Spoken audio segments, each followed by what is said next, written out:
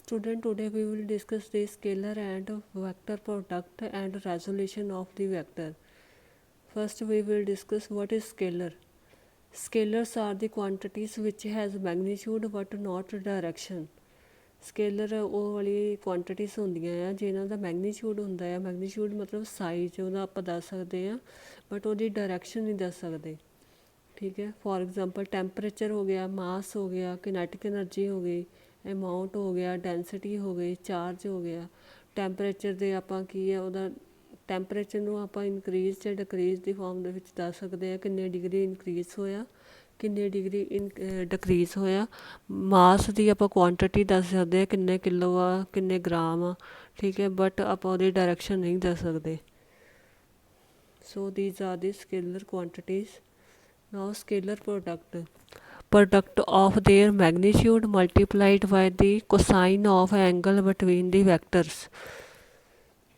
Product of their magnitude, ਸਾਨੂੰ ਪਤਾ ਸਕੇਲਰਸ ਦੇ ਵਿੱਚ ਆਪਾਂ ਸਿਰਫ ਮੈਗਨੀਚਿਊਡ ਹੀ ਦੱਸ ਸਕਦੇ ਹਾਂ, ਡਾਇਰੈਕਸ਼ਨ ਨਹੀਂ ਦੱਸ ਸਕਦੇ। ਅਤੇ ਹੁਣ ਇਹਨਾਂ ਮੈਗਨੀਚਿਊਡ ਨੂੰ ਜਦੋਂ ਆਪਾਂ ਮਲਟੀਪਲਾਈ ਕਰਦੇ ਹਾਂ ਅਤੇ ਉਹਨਾਂ ਦੇ ਵਿੱਚ ਜਿਹੜਾ ਐਂਗਲ ਹੁੰਦਾ ਥੀਟਾ ਜਾਂ ਕੋਈ ਵੀ ਐਂਗਲ ਲੈ ਲਓ, ਕਿੰਨੇ ਐਂਗਲ ਦੇ ਨਾਲ ਆਪਾਂ ਉਹਨਾਂ ਦੋ ਵੈਕਟਰਸ ਨੂੰ ਮਲਟੀਪਲਾਈ ਕਰਦੇ ਹਾਂ।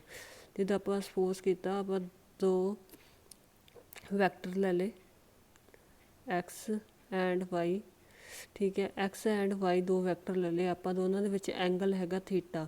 ਠੀਕ ਹੈ, ਅਤੇ x dot y, dot product ਵੀ ਬੋਲ ਦਿੰਦੇ ਇਹਨੂੰ ਆਪਾਂ, ਸਕੇਲਰ ਪ੍ਰੋਡਕਟ ਵੀ ਬੋਲ ਦਿੰਦੇ ਹਾਂ। ਐਕਸ ਡੋਟ ਵਾਈ ਕਿਹਦੇ ਇਕੁਅਲ ਆ ਜਾਣਾ, magnitude of x, magnitude of y and cos theta, ਦੋਨਾਂ ਦੇ ਵਿੱਚ ਦਾ angle.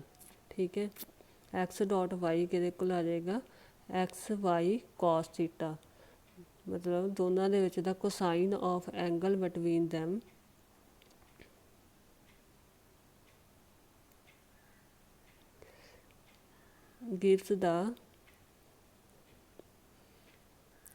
gives the scalar product।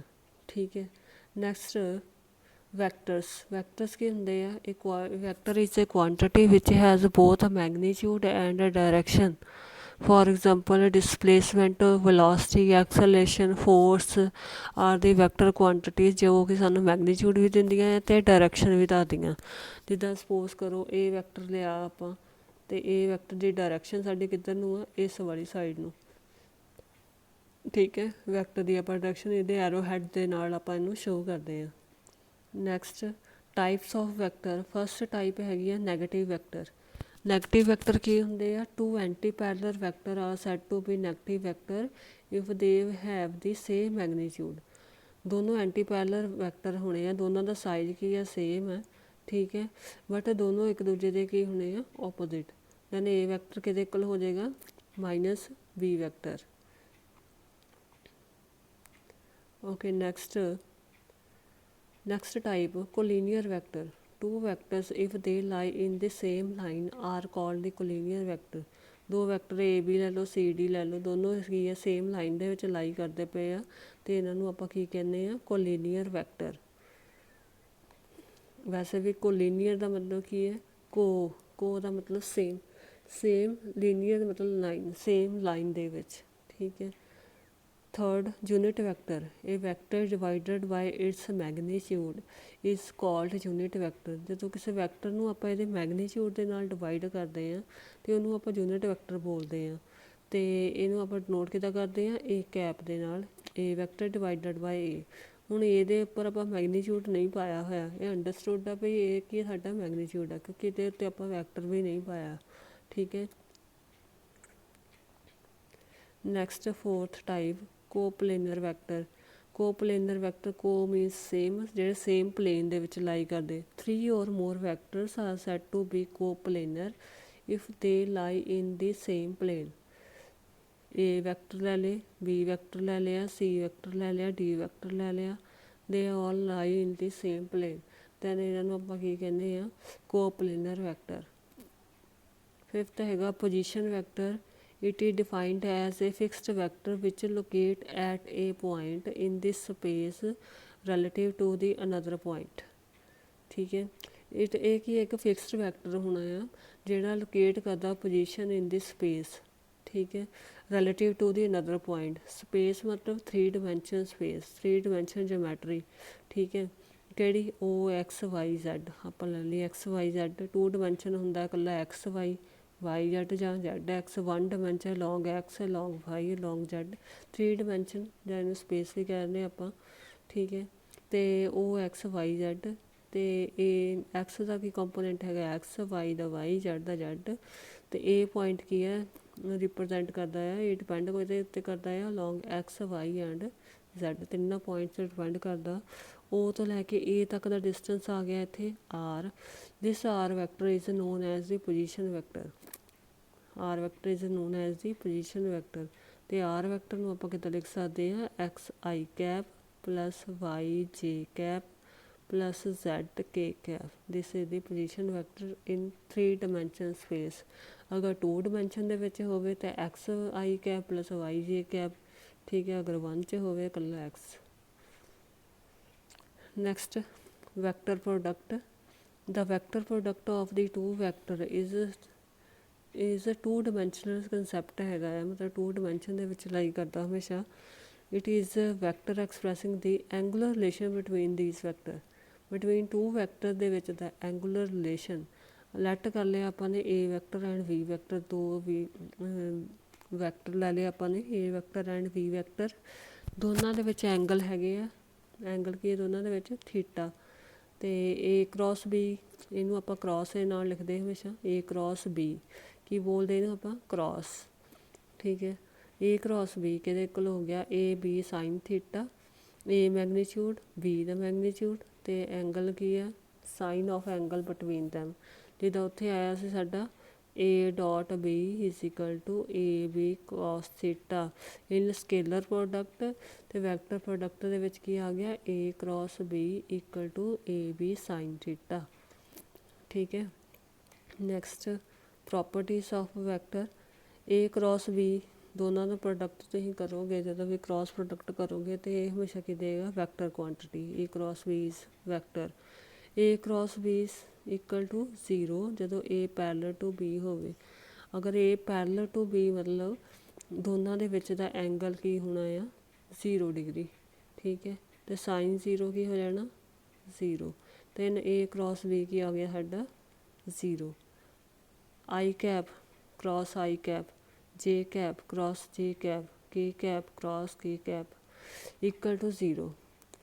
Unit vector cross product with itself gives the 0। ਕਿਉਂ i cap cross I cap ਕੀ ਬਣਦਾ ਸਾਡਾ i cap magnitude, i cap magnitude sine of 0।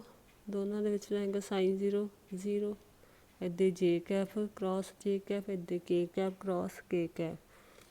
ਉਸ ਤੋਂ ਬਾਅਦ ਆਈ ਕੈਪ ਕ੍ਰੋਸ ਜੇ ਕੈਪ ਕਿਹਦੇ equal ਹੁੰਦਾ ਕੇ ਕੈਪ, ਜੇ cap cross K cap equal to I cap, K cap cross I cap equal to J cap. ਜਿੱਦਾਂ ਆਪਾਂ ਇਹਨੂੰ ਲਾ ਲਓ ਕਲੋਕਵਾਈਜ਼ ਆਈ ਕੈਪ ਜੇ cap and K cap. I cap cross ਜੇ ਕੈਪ ਕੀ ਸਾਡਾ ਬਣੇਗਾ ਕੇ ਕੈਪ ਦੇ ਇਕੁਅਲ, ਠੀਕ ਹੈ। ਜੇ ਕੈਪ ਕ੍ਰੋਸ ਕੇ ਕੈਪ ਕੀ ਬਣੇਗਾ ਸਾਡਾ ਆਈ ਕੈਪ ਦੇ ਇਕੁਅਲ। ਕੇ ਕੈਪ ਕ੍ਰੋਸ ਆਈ ਕੈਪ ਕਿਹਦੇ ਇਕੁਅਲ ਬਣੇਗਾ ਜੇ ਕੈਪ ਦੇ। ਅਗਰ ਇਹ ਐਂਟੀ ਕਲੋਕਵਾਈਜ਼ ਹੋਵੇ ਤਾਂ ਸਾਈਨ ਕੀ ਆ ਜਾਏਗਾ ਨੈਗੇਟਿਵ। ਅਗਰ ਆਪਾਂ ਆਈ ਕੈਪ ਕ੍ਰੋਸ ਕੇ ਕੈਪ ਲਿਖ ਦਈਏ ਤਾਂ ਮਾਈਨਸ ਜੇ ਕੈਪ ਆ ਜਾਏਗਾ, ਠੀਕ ਹੈ। ਅਤੇ ਅਗਰ ਆਪਾਂ ਜੇ ਕੈਪ ਕ੍ਰੋਸ ਆਈ ਕੈਪ ਲਿਖ ਦਈਏ ਤਾਂ ਮਾਈਨਸ ਕੇ ਕੈਪ ਆ ਜਾਏਗਾ, ਠੀਕ ਹੈ। ਕੇ ਕੈਪ ਕ੍ਰੋਸ ਜੇ ਕੈਪ ਲਿਖ ਦਈਏ ਤਾਂ ਮਾਈਨਸ ਆਈ ਕੈਪ ਆ ਜਾਏਗਾ, ਮਤਲਬ ਐਂਟੀ ਕਲੋਕਵਾਈਜ਼ ਕਰ ਦਈਏ ਤਾਂ ਨੈਗੇਟਿਵ ਸਾਈਨ ਆ ਜਾਏਗਾ। ਥਰਡ ਅਗਲੀ ਪ੍ਰੋਪਰਟੀ ਹੈਗੀ ਹੈ sine theta is equal to a cross b divided by a vector dot b vector ਦਾ ਮੈਗਨੀਚਿਊਡ, ਠੀਕ ਹੈ। ਏ ਕ੍ਰੋਸ ਬੀ ਇਹ ਸਾਡੀ ਆਪਾਂ ਡੈਫੀਨੇਸ਼ਨ ਕਰਕੇ ਆਏ ਸੀਗੇ a vector cross b vector is equal to a b sine theta. ਅਤੇ ਇੱਥੋਂ ਆਪਾਂ ਸਾਈਨ ਥੀਟਾ ਕੱਢ ਲਿਆ, ਸਾਈਨ ਥੀਟਾ ਕੱਢ ਕੇ ਕਿਹਦੇ ਇਕੁਅਲ ਆ ਗਿਆ a vector cross b vector over a vector ਦਾ ਮੈਗਨੀਚਿਊਡ ਬੀ ਵੈਕਟਰ ਦਾ ਮੈਗਨੀਚਿਊਡ। ਏ ਕ੍ਰੋਸ ਬੀ ਕਿਹਦੇ ਇਕੁਅਲ ਹੁੰਦਾ ਮਾਈਨਸ ਬੀ ਕ੍ਰੋਸ ਏ, ਮਤਲਬ ਏ ਦੀ ਜਗ੍ਹਾ ਆਪਾਂ ਬੀ ਲਿਖ ਦਈਏ, ਬੀ ਦੀ ਜਗ੍ਹਾ ਏ ਲਿਖ ਦਈਏ। ਇੰਟਰਚੇਂਜ ਕਰਨ 'ਤੇ ਸਾਈਨ ਕੀ ਹੋ ਜਾਏਗਾ ਨੈਗੇਟਿਵ, ਕਿਉਂਕਿ ਇਹ ਵੈਕਟਰ ਪ੍ਰੋਡਕਟ ਆ ਸਕੇਲਰ ਪ੍ਰੋਡਕਟ ਨਹੀਂ ਹੈ, ਠੀਕ ਹੈ। ਤਾਂ ਕਰਕੇ ਇਹਨੂੰ ਆਪਾਂ ਆਪਣੀ ਮਰਜ਼ੀ ਦੇ ਨਾਲ ਚੇਂਜ ਨਹੀਂ ਕਰ ਸਕਦੇ। ਜੋ ਚੀਜ਼ ਲੈਫਟ 'ਤੇ ਪਈ ਆ ਉਹ ਲੈਫਟ 'ਤੇ ਰਹੇਗੀ, ਜੋ ਰਾਈਟ 'ਤੇ ਪਈ ਆ ਉਹ ਰਾਈਟ 'ਤੇ ਰਹੇਗੀ। ਅਗਲੀ ਪ੍ਰੋਪਰਟੀ ਹੈਗੀ distributive property. A vector cross bracket ਦੇ ਵਿੱਚ b vector plus c vector ਕਿਹਦੇ ਕੋਲ ਆ ਜਾਏਗਾ, a vector cross b vector plus a vector cross c vector. ਅਗਰ ਪਹਿਲਾਂ ਏ ਵੈਕਟਰ ਲਿਖਿਆ ਤਾਂ ਪਹਿਲਾਂ ਏ ਵੈਕਟਰ ਹੀ ਲਿਖੋਗੇ, ਅੱਗੇ ਬੀ ਲਿਖਿਆ ਤਾਂ ਬੀ ਹੀ ਲਿਖੋਗੇ ਸੈਕੰਡ ਵੈਕਟਰ। ਪੋਜੀਸ਼ਨ ਆਪਣੀ ਮਰਜ਼ੀ ਨਾਲ ਨਹੀਂ ਚੇਂਜ ਕਰ ਸਕਦੇ। Next property, if A vector ਨੂੰ ਆਪਾਂ ਕੰਪੋਨੈਂਟ ਦੇ ਫਾਰਮ ਦੇ ਵਿੱਚ ਲਿਖ ਦਿੱਤਾ, A1 I cap plus A2 J cap plus A3 K cap, then and B vector ਨੂੰ ਆਪਾਂ ਲਿਖ ਦਿੱਤਾ B1 I cap B2 J cap plus B3 K cap, then A cross B ਸਾਡਾ ਕਿਹਦੇ ਕੋਲ ਆ ਜਾਏਗਾ, ਆਈ ਕੈਪ ਜੇ ਕੈਪ ਡਿਟਰਮੀਨੈਂਟ ਦੀ ਫਾਰਮ 'ਚ ਲਿਖ ਦਾਂਗੇ ਅਤੇ ਆਪਾਂ ਇਹਦਾ ਡਿਟਰਮੀਨੈਂਟ ਸੋਲਵ ਕਰ ਲਾਂਗੇ। ਡਿਟਰਮੀਨੈਂਟ ਕਿੱਦਾਂ ਸੋਲਵ ਕਰਨਾ, ਹੁਣ ਆਈ ਕੈਪ ਫਸਟ ਰੋ ਫਸਟ ਕਾਲਮ A2 ਨੂੰ B3 ਨਾਲ ਮਲਟੀਪਲਾਈ ਕਰਤਾ ਮਾਈਨਸ B2 A3 ਆਈ ਕੈਪ ਹੋ ਗਿਆ, ਠੀਕ ਹੈ। ਉਹਦੇ ਤੋਂ ਬਾਅਦ ਜੇ ਕੈਪ ਮਾਈਨਸ ਜੇ ਕੈਪ ਫਸਟ ਰੋ second column A1 B3 minus A3 B1। ਅਗਰ ਪਲੱਸ ਪਾਉਣਾ ਆ ਤਾਂ ਪਲੱਸ ਪਾ ਕੇ ਕੀ ਹੋ ਜਾਣਾ, ਫਿਰ A3 B1 ਅੱਗੇ ਆ ਜਾਣਾ, ਮਾਈਨਸ A1 B3 ਪਿੱਛੇ ਚਲੇ ਜਾਣਾ, ਅਤੇ ਪਲੱਸ ਕੇ ਕੈਪ ਉਹ ਕੀ ਆ ਜਾਏਗਾ ਸਾਡਾ ਫਸਟ ਰੋ ਥਰਡ ਕਾਲਮ ਛੱਡ ਕੇ A1 B2 minus A2 B1, ਠੀਕ ਹੈ। ਇਹਦਾ ਡਿਟਰਮੀਨੈਂਟ ਆਪਾਂ ਸੋਲਵ ਕਰ ਲੈਣਾ। ਪ੍ਰੋਪਰਟੀਜ਼ ਆਫ ਵੈਕਟਰ ਹੋ ਗਈਆਂ, ਵੈਕਟਰ ਪ੍ਰੋਡਕਟ। ਨੈਕਸਟ ਹੈਗਾ resolution of the vectors. Resolution means ਤੋੜਨਾ, ਦੋ ਪਾਰਟਸ ਵਿੱਚ ਬ੍ਰੇਕ ਕਰਨਾ। ਵੈਕਟਰਸ ਨੂੰ ਹੁਣ ਆਪਾਂ ਦੋ ਪਾਰਟਸ ਵਿੱਚ ਬ੍ਰੇਕ ਕਰਨਾ। ਜਿੱਦਾਂ ਇੱਕ ਵੈਕਟਰ ਲੈ ਲਈਏ, ਉਹਨੂੰ ਆਪਾਂ ਦੋ ਪਾਰਟਸ ਵਿੱਚ ਬ੍ਰੇਕ ਕਰਾਂਗੇ, ਇਨ ਦੀ ਹੌਰੀਜੈਂਟਲ ਕੰਪੋਨੈਂਟ ਐਂਡ ਵਰਟੀਕਲ ਕੰਪੋਨੈਂਟ। ਪਹਿਲਾਂ ਡੈਫੀਨੇਸ਼ਨ ਦੇਖਦੇ ਹਾਂ। A vector can be resolved into two components such that the two new vector are equal to the original vector। ਜਿਹੜੇ ਦੋ ਨਿਊ ਵੈਕਟਰ ਆ ਉਹ ਕੀ ਆ, ਇਕੁਅਲ ਟੂ ਦੇ ਓਰੀਜਨਲ ਵੈਕਟਰ ਹੋਣਗੇ, ਠੀਕ ਹੈ। ਤਾਂ ਟੂ ਕੰਪੋਨੈਂਟ ਆਰ ਨੋਰਮਲੀ ਇਹ ਹੌਰੀਜੈਂਟਲ ਕੰਪੋਨੈਂਟ ਕਹਿੰਦੇ ਉਹਨੂੰ, ਇੱਕ ਕਹਿੰਦੇ ਆਪਾਂ ਵਰਟੀਕਲ ਕੰਪੋਨੈਂਟ। ਸਪੋਜ਼ ਕਰਦੇ ਹਾਂ ਆਪਾਂ ਇੱਕ ਵੈਕਟਰ ਲੈ ਲਿਆ ਐਫ ਵੈਕਟਰ, ਠੀਕ ਹੈ, ਅਤੇ ਇਹ ਬ੍ਰੇਕ ਕਰ ਦਿੱਤਾ ਆਪਾਂ ਨੇ, ਐਂਗਲ ਦੋਨਾਂ ਵਿੱਚ ਹੈਗਾ ਥੀਟਾ, ਇਸ ਦੀ theta angle. Then horizontal component F cos theta ਆ ਗਿਆ, ਅਤੇ ਵਰਟੀਕਲ ਕੰਪੋਨੈਂਟ ਆ ਗਿਆ ਇੱਥੇ F sine theta.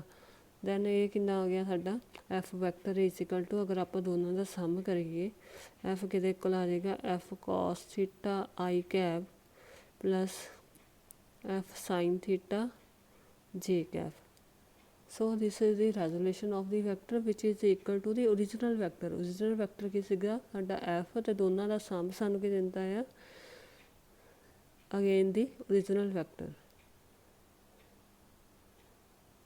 So thank you student।